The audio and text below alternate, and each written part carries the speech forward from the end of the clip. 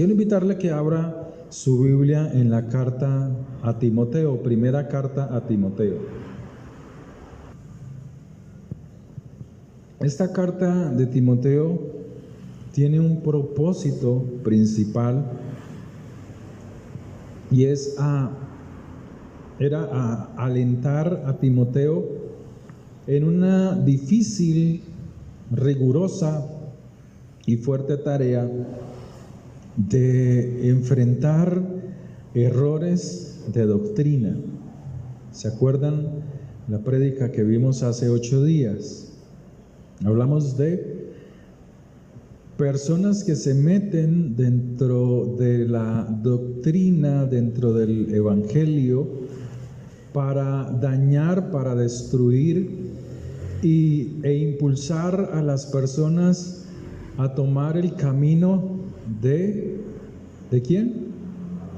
De Abel, a tomar las actitudes de Balaam, a tomar la rebelión, la rebeldía y el desespero por promocionarse de Coré, ¿sí? de impulsarse él mismo, siendo llamado por Dios, no saber esperar en él el tiempo de su exaltación.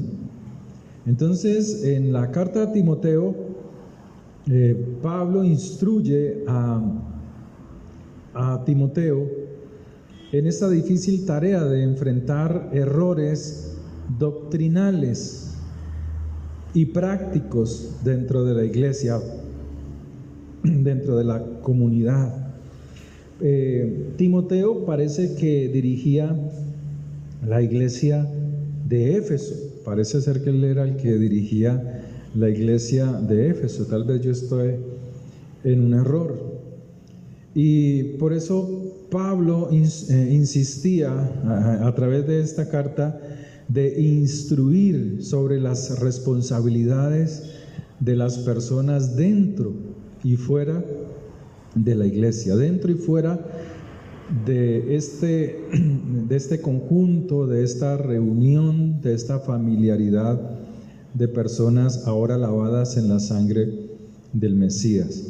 Entonces Pablo le muestra a Timoteo, le enseña a través de esta carta las responsabilidades pastorales como pastor y las cualidades que el liderazgo tanto dentro y fuera de la iglesia debía tener, no solo el líder o el pastor de la iglesia, sino cada persona. Cada persona tiene una responsabilidad dentro y fuera de la comunidad creyente, de la comunidad salva en la sangre del Mesías.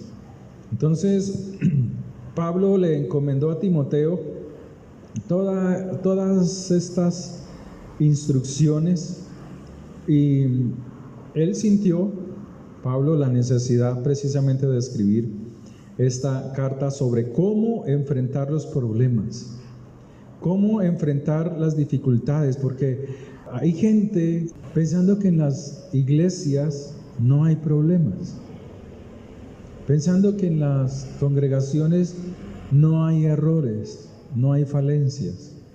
Entonces, Pablo le instruye a Timoteo sobre esta situación y le anima a fortalecer su confianza en el Señor, a fortalecerse en Dios a pesar de las circunstancias.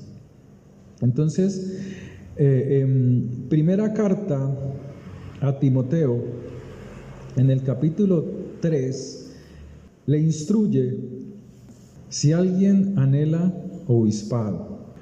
Primera de Timoteo capítulo 3, palabra fiel es esta: si alguno anhela, o sea, si alguno desea obispado, buena obra desea.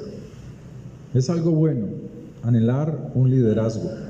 Es algo que no debe darle temor ni vergüenza. Entonces, el obispo es una persona que actúa como un inspector, como un vigilante de la palabra de Dios. Es un superintendente, mirándolo en la traducción griega. Aunque se usaba en el sentido secular muchos años antes de Jesucristo. Pero este vocabulario fue adoptado en la iglesia cristiana o en el cristianismo, ¿sí? Y esta palabra obispados llegó a significar un grado de jerarquía dentro de la comunidad. Entonces aquí en nuestra traducción dice: si alguno anhela obispado. No está hablando de algo, de una monarquía. No está hablando de alguien que está colocando rigor por encima de otros, sino que sencillamente es un supervisor de la palabra de Dios, que tiene que buscar que la palabra de Dios se dé correctamente dentro de la comunidad de creyentes. Pero que esta persona tiene una responsabilidad no solamente como observador, como vigilante, como supervisor de la doctrina, sino que tiene que vivir una vida conforme a la palabra de Dios. Entonces él dice que el que desea este servicio, hacer este servicio, debe de tener en cuenta que es una buena obra. Hoy en día se ha perdido mucho eso. No sé, tal vez esté equivocado, que ha perdido el anhelo por el servicio a Dios a través de lo que es el pastorado, de lo que es la alabanza. Hace muchos años había una pasión, o uno veía pasión en la gente por servir a Dios, un deseo ferviente por servir a Dios, un anhelo de buscar a Dios. Hoy en día uno ve mucha pasividad en ello. No hay ese anhelo, no hay algo que espiritualmente lo motive. Hoy en día hay gente que predica la palabra solamente por ser reconocido, por ser visto, por ser famoso. Otros por el dinero. Yo les decía hace 8 días, pues hoy en día un pastor que viva de los diezmos y las ofrendas es muy escaso. Es muy escaso. Es muy poco el que vive de ello. Muchos de ellos tienen sus empresas, muchos de ellos trabajan secularmente. Conozco muchos de ellos que son vendedores de autos, otros tienen sus negocios de frutas, otros tienen sus oficinas de abogados, en fin. Pero se ha perdido ese anhelo por el servicio al Señor, un anhelo que requiere de mucho esfuerzo, de mucha dedicación, de mucho estudio y de una vida en la cual se esfuerce la persona por agradar a Dios. Entonces uno abre hoy en día la internet y usted ve que este está criticando a este. Usted es fan de este, le da likes, vistos buenos, y este está criticando a otro líder, a otro pastor, está criticando a una iglesia determinada, y así se la pasan hoy por la internet. Una criticadera los unos con los otros, pero no hay profundidad de la palabra de Dios, no hay el sod, lo escondido, donde hay que quitar la roca pesada, levantarla para poder encontrar el tesoro, lo valioso de la Escritura. Hoy en día escasea el hombre, que cuando un hombre compró un terreno y encontró un tesoro, y cuando supo que había un gran tesoro en ese terreno, compró el terreno porque vio que ahí había un gran tesoro para él. Y hoy en día se escasea esto, querer llegar a esa palabra escondida, a esa palabra de conocimiento elevado que transforma la mente y el corazón. Entonces, él dice, buena obra desea. Es un buen gesto, es una buena actitud desear este servicio, porque es un servicio que aunque lo estás haciendo a los hombres, lo estás ejecutando a los hombres, lo estás trabajando, estás estudiando, estás orando, no solamente para tener una relación con Dios, sino para abastecer al pueblo de buenos pastos, abastecer al pueblo de buen alimento, saciar su necesidad espiritual, también lo estás haciendo para Él. O sea, cuando sirvo al hombre enseñando a través de la enseñanza de la palabra de Dios, también estoy sirviendo a Dios. Cuando tú te levantas en la mañana, en la madrugada, y escudriñas la palabra de Dios, la estudias, oras, estás teniendo una relación con el Señor. Estás alimentando esa semilla que Dios ha puesto en tu corazón. Es la semilla del reino.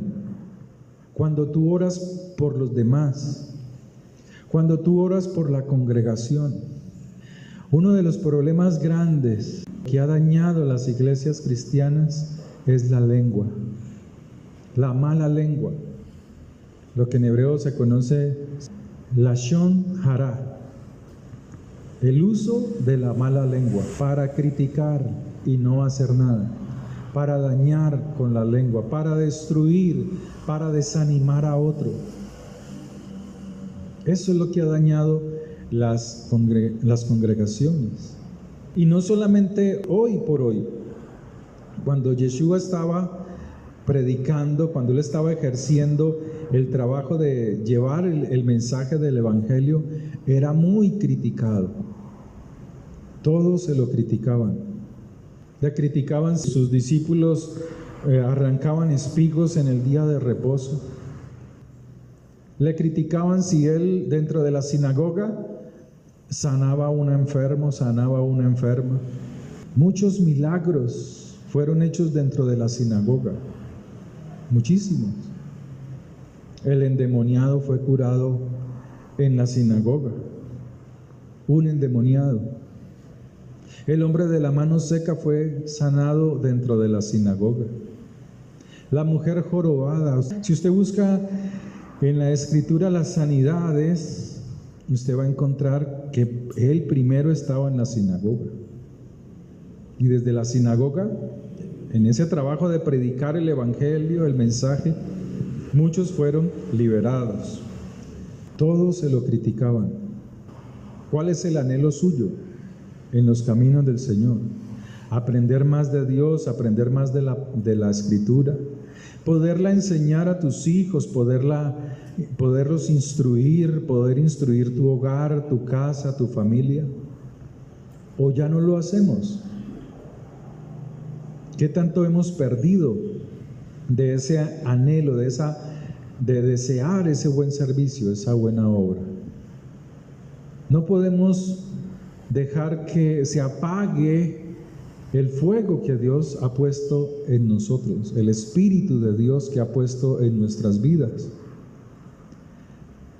Pablo le dice, pero es necesario que el obispo sea irreprensible.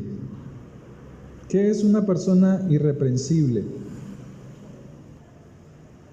Pueden hablar en voz alta. Son aquellas personas que no pueden ser acusadas de maldad, ni ante los hombres, ni ante Dios, de actos malos, de actos de maldad. Son personas que voluntariamente buscan siempre lo bueno, las buenas cosas, lo que es correcto. Es necesario, se necesita, por testimonio a los que oyen el mensaje, por testimonio a los que van a la congregación. a la sinagoga, a la comunidad, a la iglesia, llámelo como quiera. Es necesario que el que ejerza este servicio sea irreprensible, no inclinado a lo malo. No solamente dentro de la iglesia, está hablando que debe de ser irreprensible dentro de su casa. ¿Cómo es usted dentro de su casa? Irreprensible delante de los ojos de Dios. Aquí la palabra se está refiriendo a alguien que no puede ser acusado ni por hombres ni por Dios, pero Dios está observando. Los ángeles están observando. Toda la corte celestial nos está observando para juzgarnos en el día del juicio, no por allá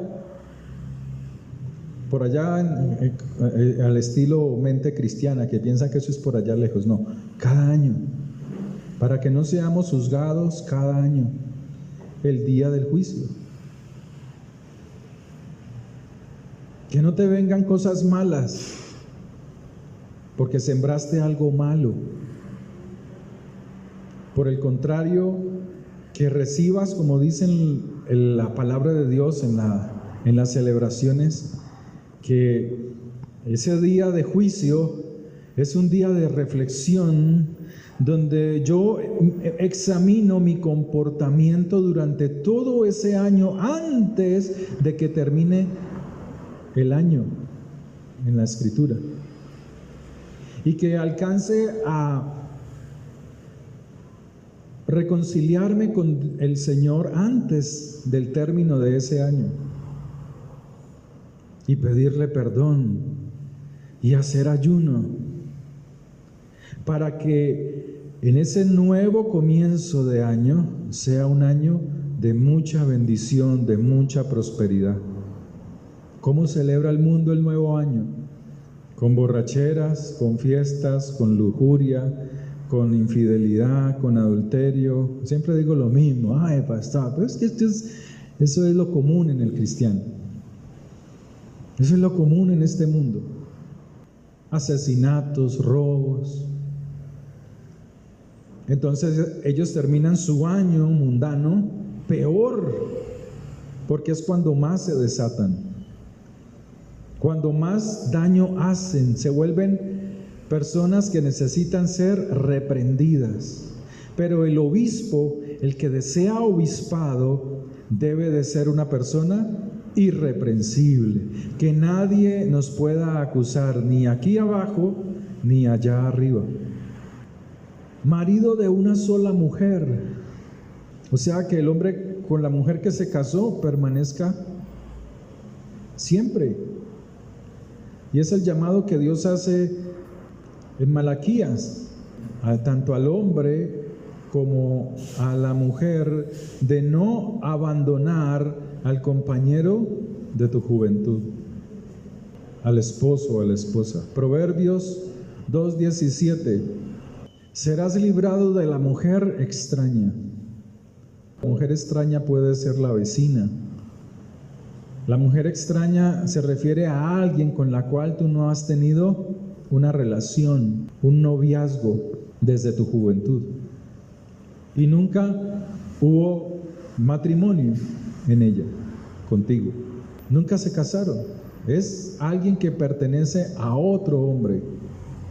Entonces dice, si oyes la sabiduría, la doctrina que te estoy enseñando, que es mi palabra, serás librado de la mujer extraña, de la ajena, que halaga con sus palabras. ¿Cómo es la mujer que halaga con las palabras? Ay, empieza a coquetear con los ojos, dice Eclesiástico, miradas coquetas y palabras, que halaga con sus palabras, la cual abandona al compañero de su juventud y se olvida del pacto con su Dios. Cuando tú te casaste, primero la elección la hiciste tú. Nadie te forzó a casarte. Nadie te cogió con un revólver en la cabeza y te dijo, cásate con este, cásate con ella. Nadie. Tú de tu propia terquedad te casaste con quien te casaste. ¿Sí o no? Amén. Que hoy estés sufriendo, bueno, el problema no es de nadie más, sino tuyo.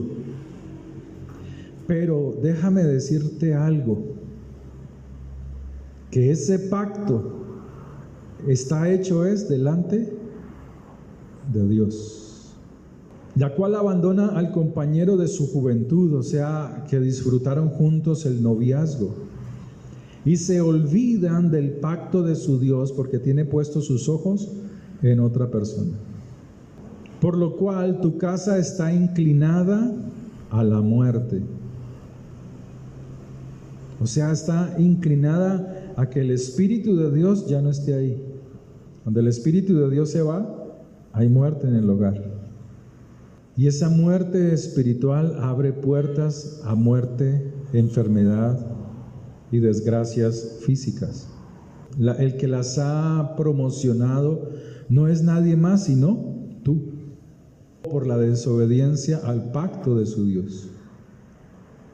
Por lo cual su casa está inclinada no a Dios, sino a la muerte, y sus caminos, sus veredas hacia los muertos. O sea que vas a encontrar antes gente que te va a decir, te separaste, te liberaste. No, bienvenida.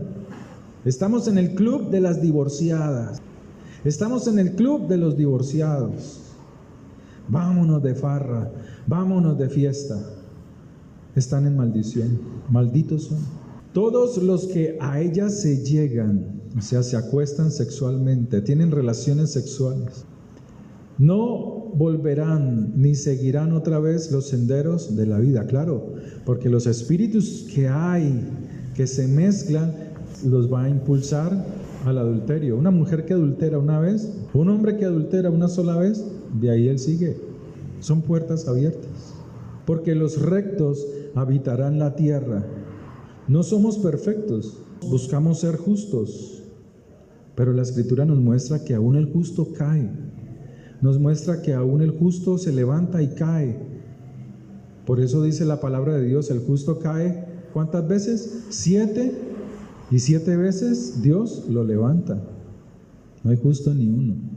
Pero los rectos habitarán la tierra y los perfectos permanecerán en ella. Mas los impíos, o sea, los que practican estas cosas, serán cortados de la tierra.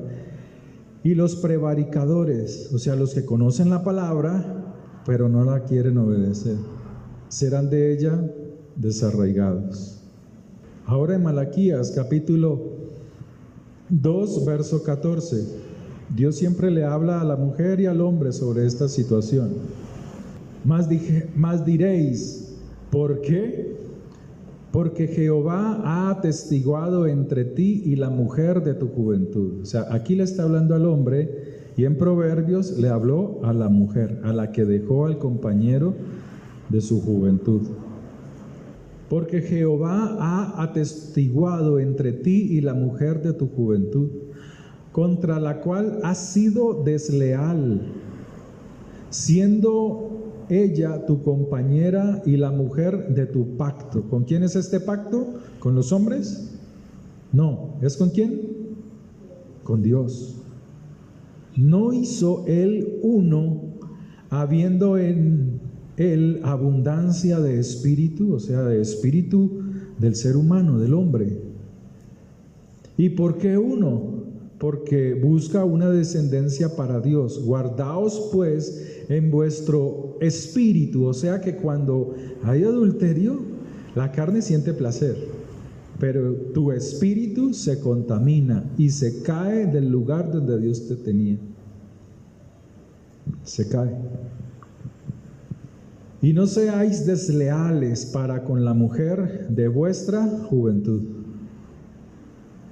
Porque Jehová Dios de Israel ha dicho que Él aborrece el repudio, o sea, el echarla, el sacarla, el decir, no, ya no quiero más que seas mi esposa.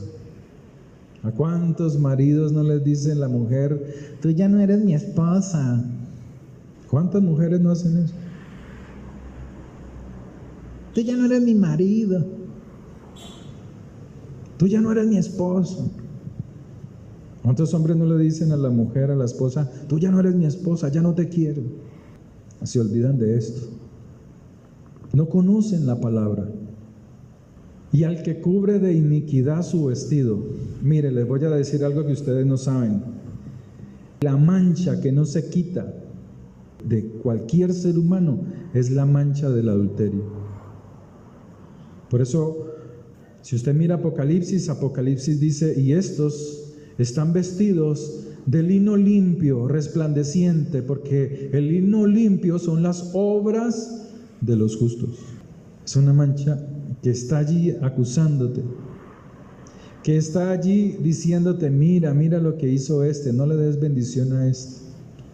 Entonces viene el juicio cada año en la fiesta que ya les enseñamos alguna vez aquí, en la fiesta bíblica, y se reúne la corte celestial, entre ellos está Satanás. Y el Señor puede decir, yo quiero bendecir a este, yo quiero darle este a este. Y la corte, así como con Job, le dice, no, a este hay que traerles enfermedad, a este hay que traerle escasez, a este hay que traerle ruina, a este hay que traerle estancamiento, a este hay que traerle, porque hay un juicio. Y el Señor dice, no, pero es que es él o ella buscó lavarse en la sangre del Mesías y ha sido perdonada. Y eso sucede cada año en el cielo sucede eso cada año. Si usted celebra Navidad, usted no va a entender esto. Si usted celebra 31 de diciembre, usted puede estar con su familia, pero si usted está convencido que allí terminó su año, usted no va a comprender las Escrituras. Porque usted piensa que el año termina allí, y no termina ahí. Usted piensa que el año secular, para el mundo, termina ahí. Pero el Señor dice, la amistad con el mundo te hace enemistad con Dios, te hace estar inconsciente de las cosas de arriba. Pero al pueblo cristiano, al pueblo evangélico, le gusta celebrar cosas que Dios no ha mandado y desconoce las Escrituras. Y mi pueblo sufre por causa ¿de qué? De conocimiento. Mi pueblo perece, pues perecer es sufrir. Verso 16, porque Jehová Dios de Israel ha dicho que Él aborrece el repudio y al que cubre de iniquidad su vestido, o sea, lo mancha de adulterio. Dijo Jehová de los ejércitos, guardaos pues en vuestro espíritu y no seáis desleales. O sea, sé fiel. ¿Tú crees? ¿Quién te va a cuidar cuando estés anciano, cuando estés vieja, cuando estés viejo? ¿Todos con los que te acostaste? ¿Todas con las que te acostaste? ¿No? Ellos no van a estar ahí. ¿Quién te va a cuidar? El compañero de tu juventud. ¿Quién te va a cuidar? La compañera de tu juventud. Los hijos crecen y se van. ¿Con quién vas a quedar? Con el compañero de tu juventud. Y hoy que hay mucha facilidad y cada vez los gobiernos hacen que el divorcio sea más fácil realizarlo, la separación. Si usted mira cuáles son los países más pobres en América Latina, en el Caribe, son los que tienen las leyes, las peores leyes, las leyes de mucho libertinaje. Haití, Cuba, ahora Venezuela. Porque el pecado sexual trae ruina, pobreza, porque es una idolatría, dice la palabra de Dios. Por eso hay que cuidarlo, es que eso no es fácil, hay que cuidar el cuerpo, hay que cuidar el espíritu, hay que cuidar el matrimonio. El que no quiere, pues no lo hace. y pagará sus consecuencias en esta vida, así sea salvo. Pero el cuerpo recibe el castigo. Verso 17: habéis hecho cansar a Jehová con vuestras palabras. O sea, hay gente que sigue en su pecado y viene a Dios y le llora y le lloriquea, pero no hay un cambio de actitud. Por eso el Señor le decía al pueblo: cansado estoy de vuestros sacrificios, de vuestras lunas nuevas y días de reposo. Entonces, Él no está diciendo que no haya que hacer sacrificios ni ofrendas. Él dice es que está cansado de tanta palabrería, de que traen el becerro para la ofrenda del perdón, entregan, muere el animal, derrama su sangre, pero ellos volvían a lo mismo, volvían al pecado. Pero el cristiano y los cristianos malinterpretan las escrituras por falta de conocimiento. Entonces ellos dicen: no, ya no hay que traer sacrificios, ya no hay que hacer ofrendas, porque Dios está cansado de eso. Él quiere mis sacrificios de alabanza. No, a eso no se refiere. A eso no se refiere. En Timoteo, él dice: es necesario que el obispo sea irreprensible. Ahora sí lo entendemos. Usted abre los canales cristianos, canales de televisión, canales de internet, ¿no? Y eso está lleno de divorcios, pastores, pastoras, profetisas, profetizos, brujos cristianos, brujas cristianas. No pueden hablar del adulterio porque ellos antes lo practican. Antes ellos son practicantes de eso. Entonces jamás vas a escuchar de ellos una palabra que hable de lo que es el adulterio y sus consecuencias. No lo vas a poder escuchar, porque él es casado con otra señora. Para los amantes de esta clase de pastores, no te van a hablar de eso, ninguno. Que sea sobrio, sí, que no estaba bajo los efectos ni del alcohol ni de las drogas. Porque hay un pasaje en las Escrituras donde el Señor le dice a los sacerdotes, le dice que ellos fumaban marihuana. ¿Usted sabía eso? Y ustedes salían adivinando y se convertían en profetas. Y el Señor les dice: ustedes fuman marihuana y luego se ponen a dar profecías. ¿Sí sabía eso o no? No, hermano, pero ¿cómo así? Él les dice en Ezequiel 8:17, apúntenlo. Y me dijo: ¿no has visto, hijo de hombre? Le está hablando a Ezequiel. Es cosa liviana para la casa de Judá hacer las abominaciones que hacen aquí. Está preguntando el Señor. Después que han llenado de maldad la tierra, se volvieron a mí para irritarme. He aquí, aplican el ramo a sus narices.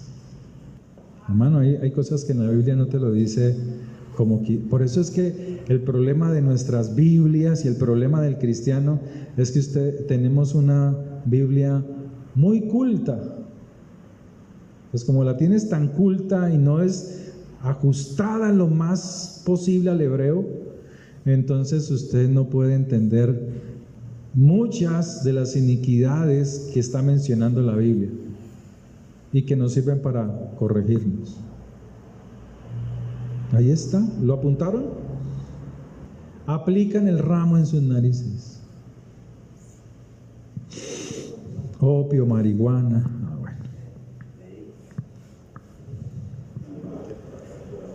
Pues también yo procederé con furor, no perdonará mi ojo, ni tendré misericordia, y gritarán a mis oídos con gran voz, y no los oiré. ¿Por qué? Porque ellos se empericaban. ¿Sí es una palabra correcta? ¿O muy vulgar? Y luego decían: Dios me ha hablado. Dios me ha dicho. Eso es lo que está diciendo. Estos son los falsos profetas que Dios juzgó en ese tiempo. Y como el pueblo estaba en desconocimiento a las Escrituras, entonces el pueblo pereció por falta de conocer la instrucción, de conocer las Escrituras. Que no le pase a usted, que no le pase a usted. ¿Cuál es el problema de los esposos hoy en día? Que no se piden perdón. Los esposos no se piden perdón. Bueno, si lo hay, gloria a Dios. Pero hay esposas que ofenden y no piden perdón. Hay esposos que ofenden y no piden perdón. Y eso daña el alma. Señor. ¿Qué, hermano?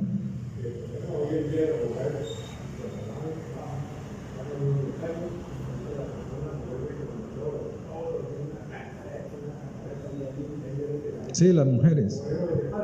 Sí, así es verdad. Ella a veces no regaña a los hijos, sino que regañas al marido pensando, creyendo en su mente que es otro hijo de ella. Porque es que todo eso está hecho para dañar los hogares.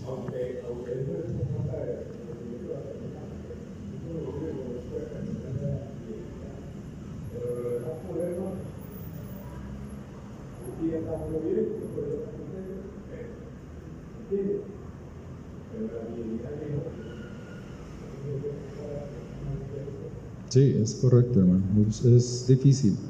Es duro, ¿no? Si usted lee el libro de Eclesiástico, allí dice que ¿qué es lo que hay que hacer? ¿Sí?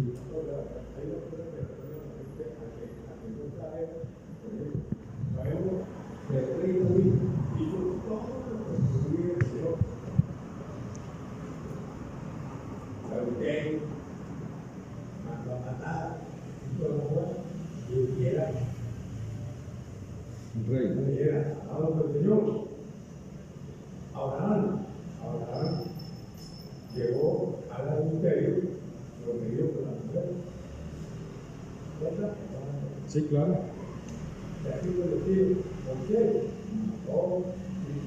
Y cometió adulterio también, Moisés.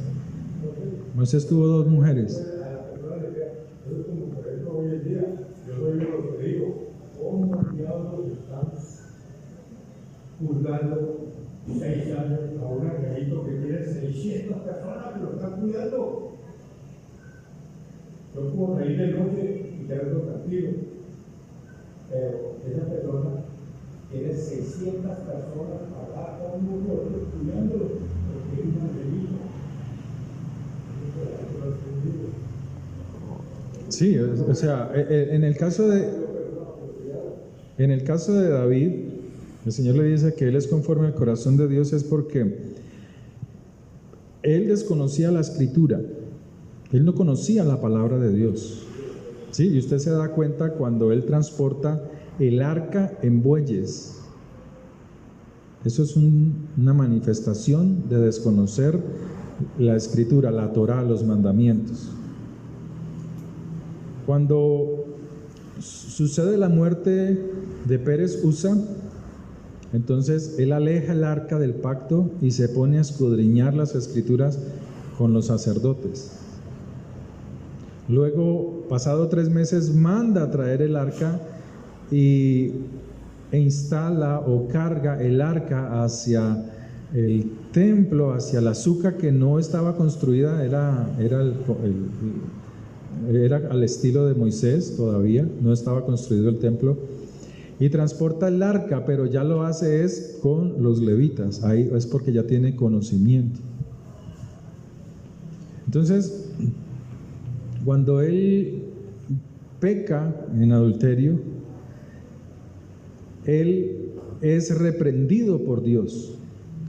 Dios le envía un profeta. Es que entiéndase, cuando Dios envía un profeta a alguien es porque esa persona desconoce las Escrituras.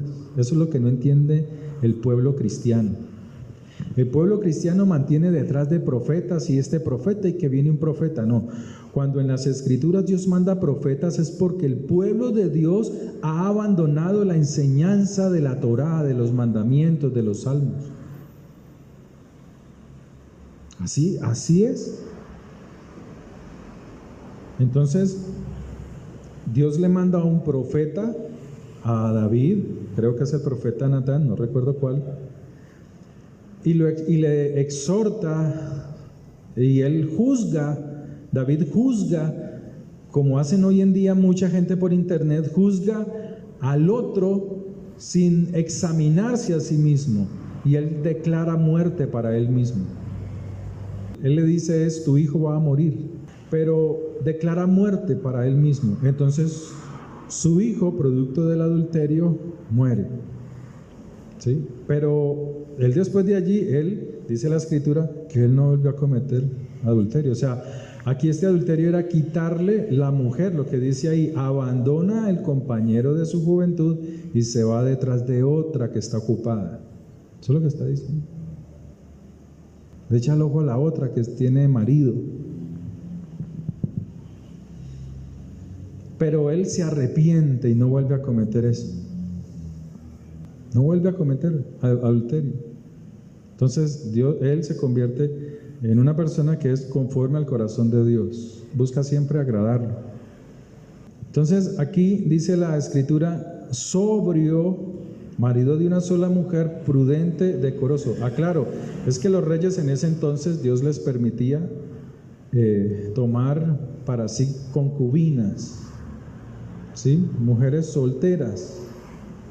Pero habían reyes que tomaban concubinas de hombres casados, por eso venían las desgracias sobre ellos, sobre esos reyes, ¿sí? Por ejemplo, cuando un rey egipcio se fijó en la mujer de Abraham o en la mujer de Isaac, a ellos les iba a venir un juicio, a esos reyes malvados. Es porque querían tomar concubinas, pero las concubinas se tomaban vírgenes, sin haber conocido hombre.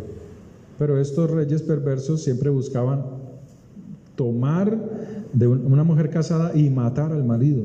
Eso fue lo que hizo David, mandó a matar a Urías. Eso fue lo que hizo Herodes. Lo acusaba. Ajá. Y Herodes quería matar a su hermano para quedarse con este lagarto. Entonces, la escritura nos enseña esto, nos dice las cualidades de alguien que anhela obispado. Prudente. ¿Qué es una persona prudente? O sea, es alguien que tiene moderación al actuar, ¿sí? Que tiene cautela, es cauteloso, es sensato, es juicioso, no va a buscar el daño ajeno, ni con las palabras ni con las acciones. También es una persona reflexiva, es discreto, es comedido, es razonable, es moderado. Decoroso, una persona que es decente, honorable, respetable, tanto en acciones como en la apariencia. Es decoroso. O sea que aún para servir a Dios hay que venir bien vestido, con decoro. Aún la forma de vestirse está puesta en la Biblia. O sea, cuando una persona veía al sacerdote, eso era algo asombroso, algo maravilloso ver a un sacerdote que servía en el templo. Porque es que él estaba vestido con perlas preciosas, rubíes, esmeraldas, zafiros, ¿sí? Y con oro, ¿sí? La tiara, ¿la qué? Era en oro, las vestimentas en oro, con hilos de oro. Entonces cuando el sol pegaba a ellos, cuando alumbraba el sol, pues todo eso brillaba. El templo brillaba adentro. Se levantaba el sol y dentro del templo, que estaba bañado, que estaba con láminas de oro, todo eso era resplandeciente. Y es lo que el Señor nos dice, que cuando estemos en ese reino, pues son calles de oro, pero pues nosotros no tenemos todavía el razonamiento, la dimensión de la grandeza de ese reino. Entonces cantamos sin entender, calles de oro, mar de cristal, y ya nos imaginamos, no sé, algo muy terrenal. y no conforme a las Escrituras. Decoroso, hospedador. Hospedador es alguien, no es solamente alguien que traiga personas a la casa para pasar la noche, no. Está hablando de alguien que sabe tratar al extranjero, que tiene una palabra allí especial que no me acuerdo en este momento, que no va a abusar de esa persona, ¿sí? Por ejemplo, el que es extranjero, el que está de paso. Entonces, sí, le damos aquí hospedaje. Entonces, ¿dónde va a dormir? No, aquí en la sala. Entonces, esa es su cama, pero tiene que esperar a que todos terminen de ver televisión, tipo 1 de la mañana, porque como son mundanos, para que él se pueda dormir, acostarse en el sofá, porque mañana tiene que estar a las 7 en el trabajo. Entonces, eso no es una persona hospedadora. O tienes que comer después de que nosotros hemos comido, lo que haya quedado es para ti. Eso no es una persona hospedadora. Aquí está hablando es de alguien que anhela este servicio, que quiere instruir, que quiere servir a Dios. Ahora dice, apto para enseñar, apto. Esa palabra apto está diciendo que está calificado para enseñar la Escritura, que es una persona que no solamente lee la Biblia, porque es que hoy mucha gente enseña la Biblia, pero no se va a la raíz, no hay conocimiento mínimo del hebreo para la interpretación correcta de las Escrituras, sino que son personas que de su espíritu, así como los que fuman el ramo, se inspiran, dicen ellos, y enseñan cosas que no tienen nada que ver con la Escritura. Entonces, el ejemplo que les decía ahora, el Señor dice, estoy cansado de vuestros sacrificios, de las lunas nuevas y días de reposo que ustedes han establecido. Estoy cansado de esto, porque ustedes traen los sacrificios, pero siguen en el mismo pecado, no se arrepienten.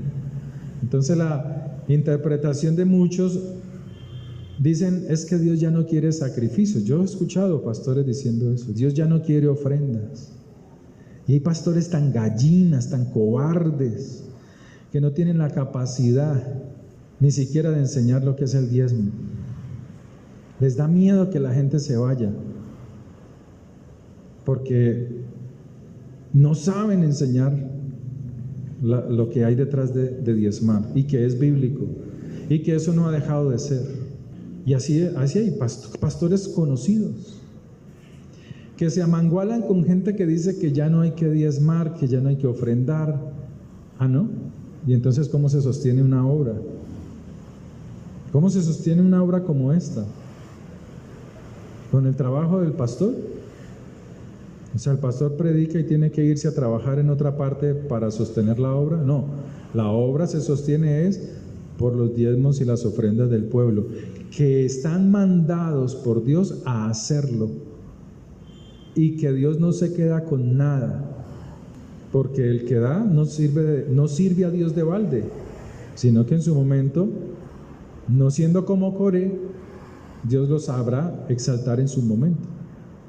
¿Sí? Sí, hermano. Actualmente hay muchos pastores que están dedicados a la servicio de tiempo. El tiempo ya no son de correr porque Jesucristo no lo dijo que hay que hacer. Eso es falso. Pegarse solamente a lo que dice Dios, que dar conforme a lo que dice que el billete de 20, eso es una mala interpretación. Si uno lee esa parte de Corintios, no recuerdo cuál es. No lo recuerdo, pues tendríamos que leerlo, pero nos alargamos aquí. Pero eso es una mala interpretación.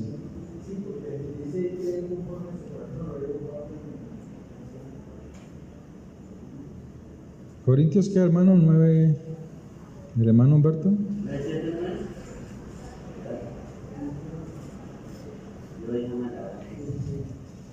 Entonces debe ser segunda a los Corintios.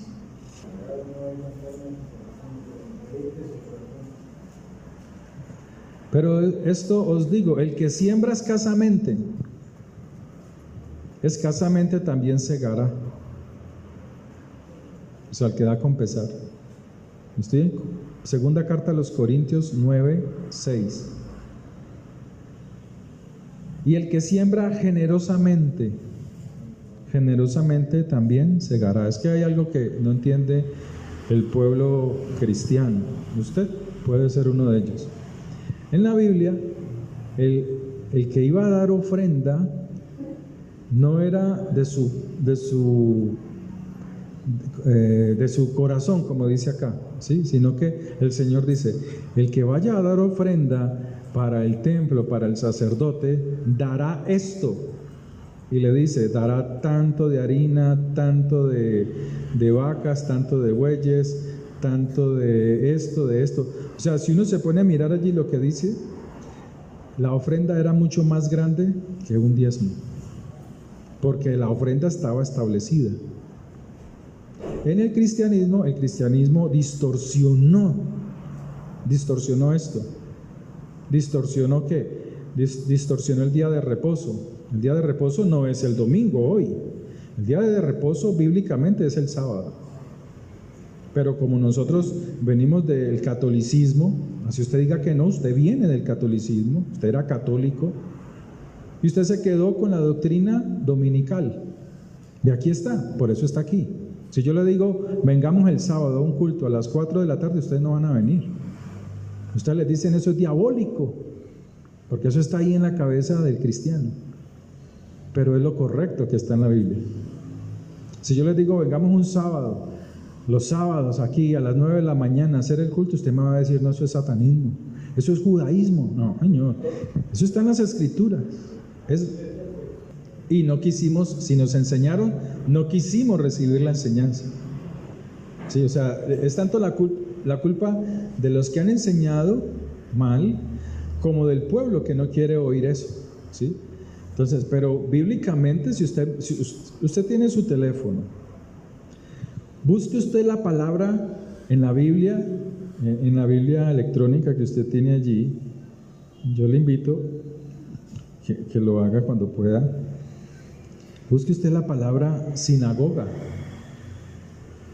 Coja usted su Biblia, la abre y usted busque allí la palabra sinagoga. Si la tiene en este momento, hágalo.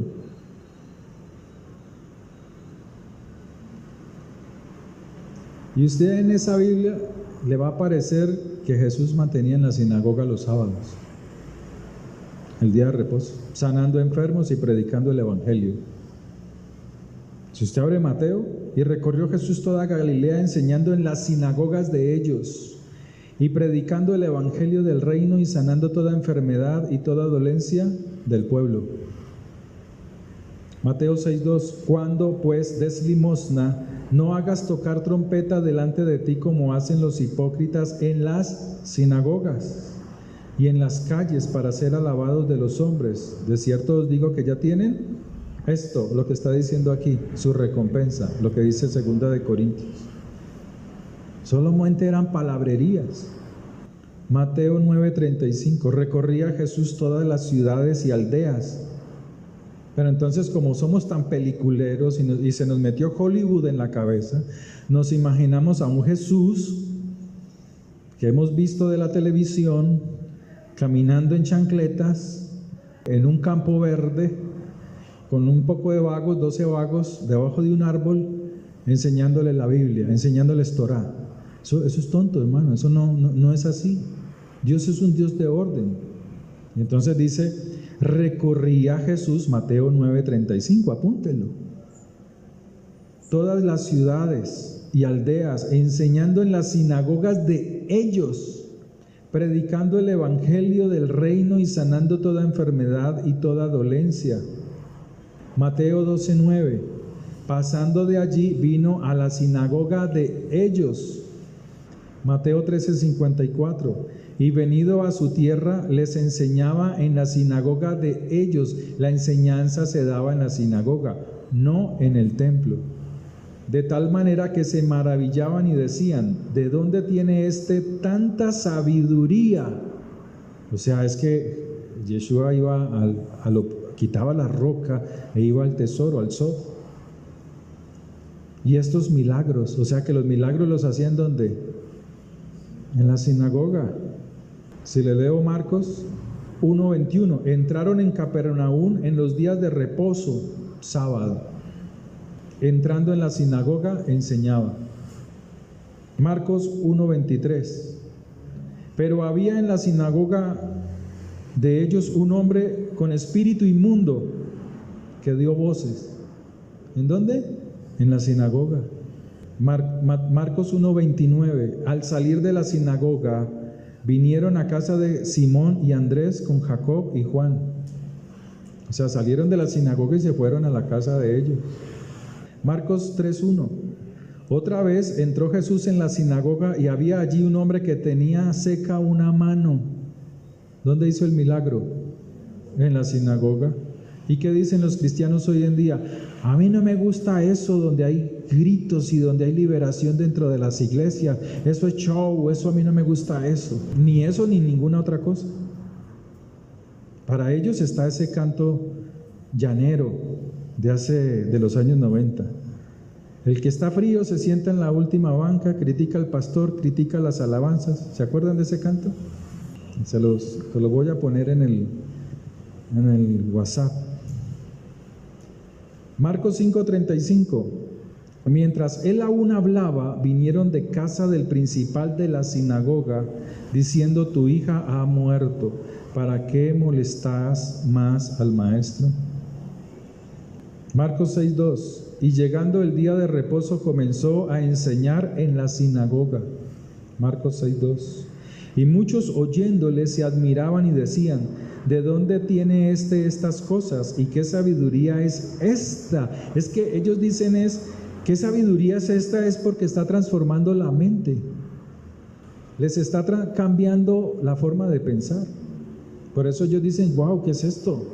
Yo nunca había escuchado eso. Me cambió, me transformó. Por eso era que la gente lo seguía. Porque fueron transformados por la palabra. ¿En dónde? En la sinagoga.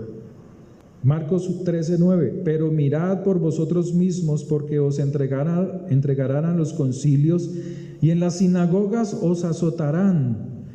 Delante de los gobernantes de reyes os llevarán por causa de mí. O sea que ellos están en una sinagoga es por causa del Mesías. Es que el que no quiere ir no va. Si sigo así, les leo Lucas 4:15. Apúntenlo. Lucas 4:15, y enseñaba en las sinagogas de ellos y era glorificado por todos. Lucas 4:16, vino a Nazaret donde se había criado y en el día de reposo entró en la sinagoga conforme a su costumbre. Tenía la costumbre de congregarse, pero hoy en día Pablo dice: no dejen de congregarse como muchos tienen la costumbre de no congregarse. Yeshua sí tenía la costumbre de congregarse. Y se levantó a leer. Y se le dio el libro del profeta Isaías. Y habiendo abierto el libro, halló el lugar donde estaba escrito: el Espíritu del Señor. ¿Dónde estaba Jesús ahí? En una sinagoga. El pueblo perece por falta de conocimiento. Y lo que usted me decía, hermano, hablando de la ofrenda, que muchos lo que yo le decía ahora, usted no va a encontrar la palabra marihuana, ni perico, ni apio, ni ¿cómo es? ¿Sí? Pero lo encontramos en Ezequiel capítulo 8:17, el ramo, se echan el ramo en sus narices. Asimismo con esto de la ofrenda y el diezmo en el Nuevo Testamento. Usted no va a encontrar la palabra diezmo en el Nuevo Testamento, pero como uno conoce las fiestas, en el caso mío, las fiestas judías, uno entiende que cuando Pablo está haciendo ciertas menciones a la iglesia de Corintios o de Éfeso, está hablando del diezmo y de la ofrenda. Es más, hay una ofrenda que él habla que es para el pastor, para el apóstol. para el rabino, y otra era la ofrenda para el altar. No, pero ¿cómo así, pues? Por eso él dice, le doy gracias a Dios por los que me han ministrado a mí. Cada uno dé conforme como propuso en su corazón dar. Pero no está hablando del billete, del tamaño del billete, hermano. Lea el mensaje que dice ahí. Saquen la Biblia. Les invito a que abran la Biblia, por favor. Ábranla. 2 Corintios 9, 6. Léanla, por favor. Saquen la Biblia. Y entienda de qué está hablando aquí. Mire. Pero esto digo, el que siembra escasamente también segará. Entonces no esperes recoger mucho si has sembrado poco. Listo. Y el que siembra generosamente también segará. Listo. Allí está hablando de la actitud del corazón para dar, ¿sí? La disposición, ¿sí? Pero mira lo que sigue. Cada uno dé como propuso en su corazón. Aquí no está hablando del valor del billete. Aquí no está hablando de eso. Aquí no está hablando de la cantidad de dinero. Aquí la palabra la explica. ¿Qué es proponer en su corazón?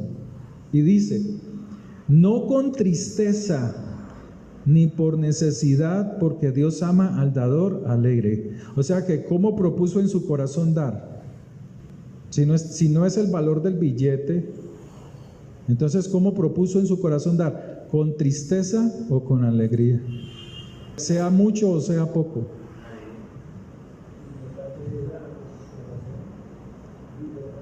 No lo vieron, les aseguro que no lo vieron. No lo vieron, hermanos, lo están leyendo ahí, no lo vieron. Cuando dice proponer en su corazón, está hablando de la actitud, hermanos. Aquí no está hablando de la cantidad de dinero. Usted puede decir, yo doy 20,000, pero ¿cómo es su actitud para dar esos 20,000? Pero aquí está hablando de la actitud de la persona.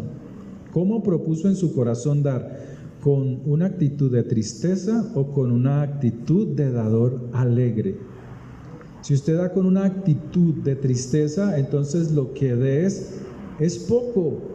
Entonces no puedes esperar una gran cosecha. Pero si tienes una actitud alegre, entendiendo qué es el reino y cómo funciona este reino, entonces así sea poco, esa semilla se multiplicará. Aquí había una hermana que siempre daba 5,000 pesos de ofrenda. Y ella venía con los dedos tintados, con los dedos untados de pintura, toda desaliñada. Ustedes la conocieron. Y el Señor y su fidelidad la llevó a que Dios la exaltara. Pero financieramente Dios la levantó, porque la actitud de ella siempre fue una actitud alegre para dar. ¿Sí? Y el Señor la levantó. Le dio apartamento en no sé dónde, le dio apartamento en otra parte, tiene su casa acá, tiene su pensión que no esperaba, su apartamento que no esperaba. ¿Por qué? Porque la actitud fue diferente a la tristeza, fue una actitud de alegría, porque Dios ama al dador alegre. ¿Sí, hermano Antonio?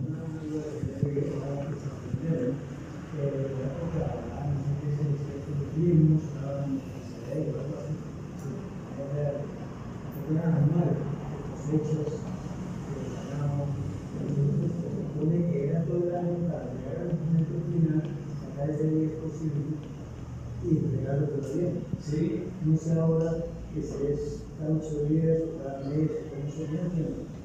Si quisiera salir de esa.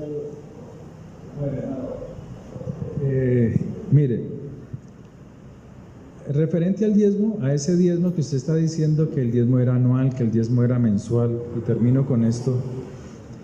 El Señor les decía, si tu ofrenda, tu diezmo, fuere el sitio de llevarla fuere tan lejano, transportar la cosecha, el Señor dice, véndela y trae el dinero al lugar que yo he establecido. Eso está, creo que es en Deuteronomio. O sea, había un lugar, ¿por qué dice Dios el lugar que yo he establecido? Porque es que Israel entra por Jericó, y el pueblo tenía que ir entrando de ciudad en ciudad y conquistando. Entonces, en la medida que el pueblo iba entrando, Dios establecía un punto de encuentro y decía: en Betel se ofrendará. Pero cuando el pueblo iba avanzando, ya no era Betel, ya era otro lugar, hasta llegar a Jerusalén, que fue en el tiempo del rey David. Porque en el tiempo del rey David todavía Jerusalén no estaba conquistada. Si usted mira la historia, fue David el que conquistó Jerusalén. Y ahí ya Dios estableció por siempre el templo y las ofrendas y los diezmos en el templo. Entonces muchos cristianos malinterpretan y llevan al pueblo a la escasez y a la pobreza. Es porque dicen: no, que mire lo que dice aquí la Escritura, que la cosecha, que el diezmo es anual. Claro, porque eran agrícolas. Es más, no era anual. Él dice es que habían 3 fiestas dentro del año, y él dice al pueblo: cada fiesta llevarán su ofrenda y su diezmo. Entonces estaba la ofrenda de Pesach, de la fiesta de los tabernáculos, y la del fin de año, ¿sí? La de Yom Teruah. Entonces, en esas fiestas se presentaban las ofrendas, los diezmos. Pero él les dice: hombre, si usted va a venir con el diezmo, y ese diezmo fuere el sitio para llevarlo fuere tan lejano que no pudieses cargar con eso, entonces venderás la cosecha, venderás el ganado y traerás el dinero. Voy a buscar. Traerás el dinero al lugar que yo he establecido. Eso derrumba todos esos argumentos cristianos. Es más, el que siempre critica la ofrenda y el diezmo es la persona que nunca da. Es más, le voy a decir algo donde también están engañados. Ellos dicen: llévele el diezmo al indigente, llévele el diezmo a sus papás, llévele el diezmo a alguien que lo necesite. Dicen la estupidez del cristianismo, un engaño. Si uno lo mira, lo compara con la Biblia. La Escritura dice que uno debe de dar la ofrenda y el diezmo para proteger las finanzas y la obra de nuestras manos, ¿sí o no? Pero cuando yo quiero darle a mis padres, yo tengo que sacar ya no de lo que diezmo, sino de lo otro que tengo acá, del 90%. Allí hay bendición, allí sí hay bendición. Claro, porque el pago es mensual o quincenal. El que lo quiere dar, por eso dice: como propuso en su corazón, con tristeza o con alegría. Si la persona lo trae con tristeza, pues es como si hubiese dado poco, no hubiese dado nada, poco. Eso es lo que dice la Escritura. Deuteronomio 14:25. Ábralo en su Biblia. Deuteronomio 14:24 al 25. Y si el camino fuere tan largo, ¿abrieron la Biblia o no? Deuteronomio 14:24. Y si el camino fuere tan largo que no puedas llevarlo por estar lejos de ti el lugar que Jehová tu Dios hubiere escogido para poner en él su nombre, cuando Jehová tu Dios te bendijere, entonces lo venderás y guardarás el dinero en tu mano y vendrás al lugar que Jehová tu Dios escogiere.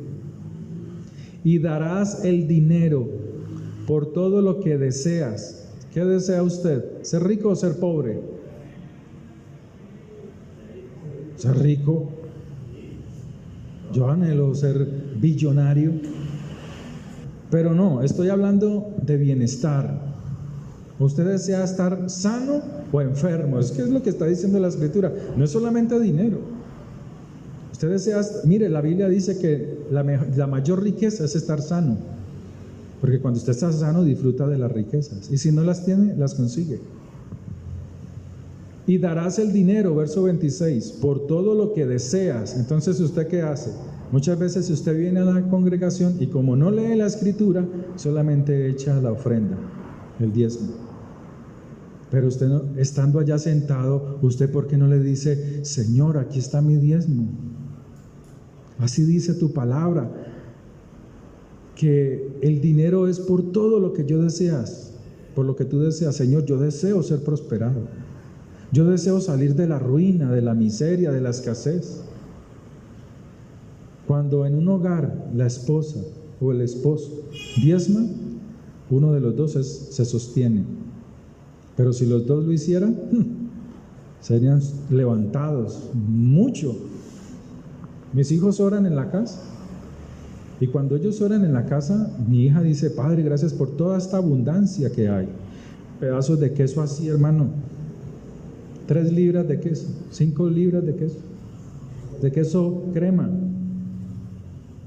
de bocadillos, de todo lo que uno quiere, huevos, 3 panales de huevos, imagínense, cada semana, carne dura arrancadientes, no hermano, yo le dije al Señor, no vuelvo a comer cerdo, tú eres el que me darás, y así ha sido, porque yo quiero someterme a esto, no es una religión, sino que yo quiero obedecer lo que Él dice aquí. Y jamás volví a comprar carne de cerdo porque era la más barata. Pero yo decidí creerle a Dios en eso. No estoy criticando. Dígame, hermano. Uy, nos alargamos mucho.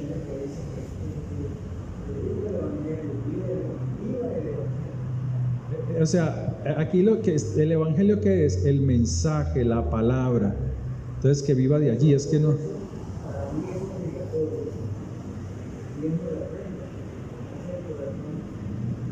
Es que se le vuelve a uno obligatorio, es cuando a uno esta palabra se le revela en la cabeza.